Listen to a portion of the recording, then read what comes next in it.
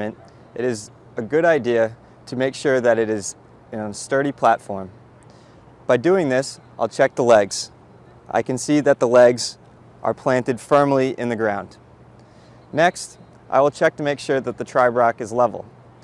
I do this by examining the level bubble on the tri-brac. I can see that the bubble is squarely inside the circle on top of the tri-brac. This tri-brac is centered over this control point on the ground. To do this, I will look through the optical plummet. Setup to put my GPS receiver on. The geodetic grade GPS receiver that we will be using for this demonstration is a top. I will now attach the GPS receiver to the tri-brac adapter. I will spin it on.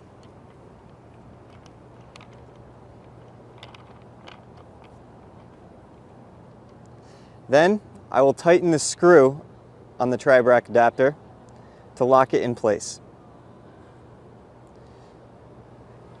You have now set up the GPS receiver for data collection.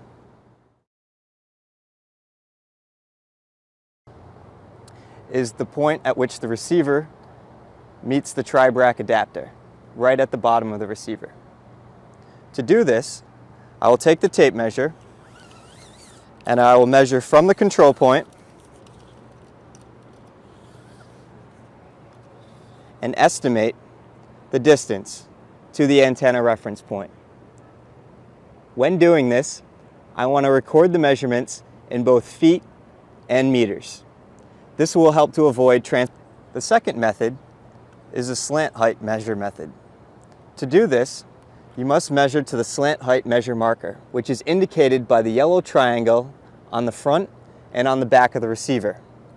It is not the actual yellow triangle, but the edge right here below that. To do this, I will take my tape measure and I will put it on the ground by the control point. I will then measure to the edge. I will record my measurements in feet and meters again. In your field box, you may find this card. It indicates the offsets between the two measurement methods, between the slant height measure marker and the antenna reference point. You do not need to record these.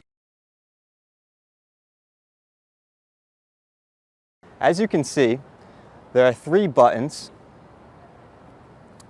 4 LEDs, and 4 serial ports. Power mode. To turn the receiver on, you will press the reset button